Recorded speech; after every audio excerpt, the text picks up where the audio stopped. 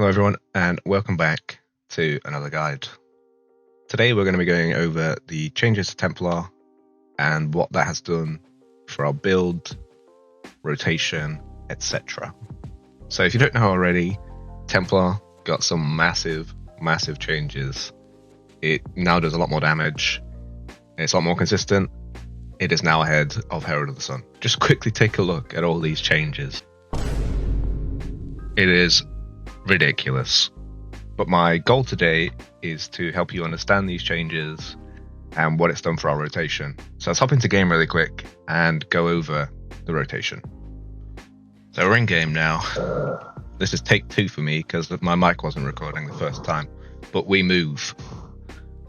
Alright, so the only major changes here for single target is we don't take Vengeful Wrath because we don't have Blessing of Unshay anymore from Herald of the Sun. And our Templar from last time, we used to take for Who the Bell Tolls in single target. That is no longer a thing. We take Zealous Vindication, always. We can change Unrelenting Charger to Bonds of Fellowship if you really want to. Don't really recommend it, but the choice is yours. It's move speed again. And to be fair, taking less damage from Sack could be useful somewhere, I suppose.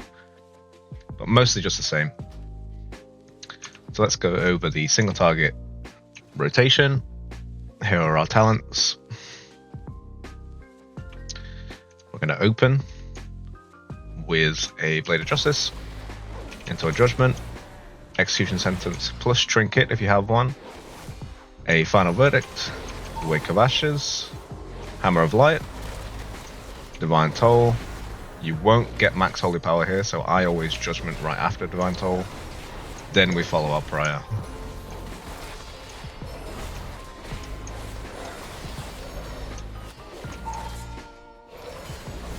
And if you see this, I will give a weak aura down below.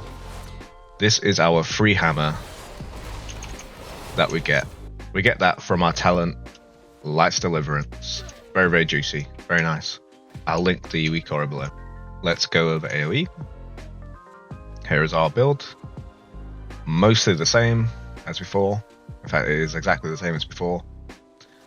Templar, again, Zealous Vindication. We don't change anything in the hero tree. The only difference from written guides to mine is I take Lightforged Blessing instead of Unbound Freedom. You will still probably want Unbound Freedom in dungeons like Arakara and City of Threads, because both last bosses there root you. So it's always nice to have that. Although less so in Arakara, I'd say, because the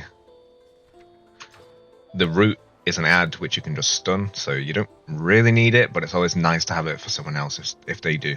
But let's go over the rotation / opener.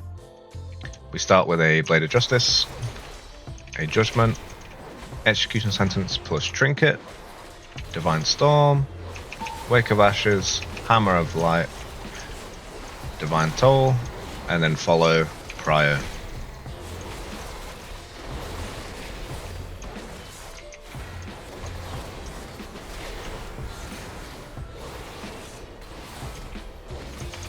Using up all your procs as you get them.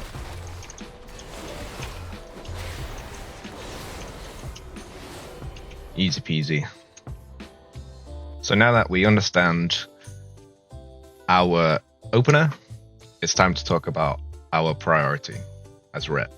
Our single target priority is first off an Execution Sentence, which should be used on cooldown, Hammer of Light, Final Verdict with 5 Holy Power, a Blade of Justice if you don't have the Explosion dot active.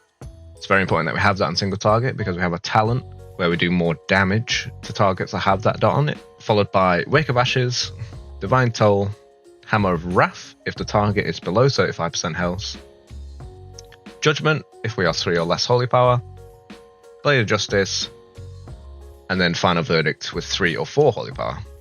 For AoE, it's exactly the same, except we swap where we were using Final Verdict with Divine Storm. So it looks like this.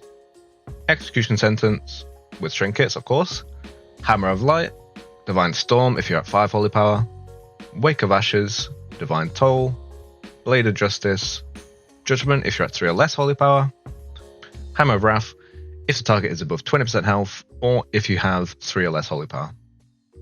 And then finally, it's a Divine Storm with 3 holy power. In terms of crafting items, we want to build the axe, the great axe from blacksmithing, and we want to put on Ascendance as our embellishment. For our second item, we want wrists, and we're going to put on Rising Armor Banding. This will double the effect of Ascendance that we've just put on our axe. Very, very good stuff. A quickfire shopping list that we want to enchant our weapon with Authority of the Depths. We want to put Chant of Winged Grace on our cloak, or you can put on Silken Avoidance, up to you. For our chest, we want Crystalline Radiance. Bracers, we want to enchant with Avoidance. On our legs, we want Stormbound Armor Kits. For our boots, we want Scout's March. And rings, we want to enchant with Radiant Mastery. For consumables, we want to use Flask of Alchemical Chaos. For combat potions, we want Tempered Potions. So you want Algiri Healing Potions. These things are like Lion Hands these days. They are awesome. Definitely get them. Weapon buffs, we want Ironclaw Whetstones. Or Weight Stones. It depends if you have a mace or a sword / axe. We use Augment Runes. I wouldn't recommend buying them yet because they're probably still super expensive. So if you have the one from Dragonflight, just use that. Food, we want the Sushi Special, which is a feast. If we don't have a feast available, we use Jester's Board.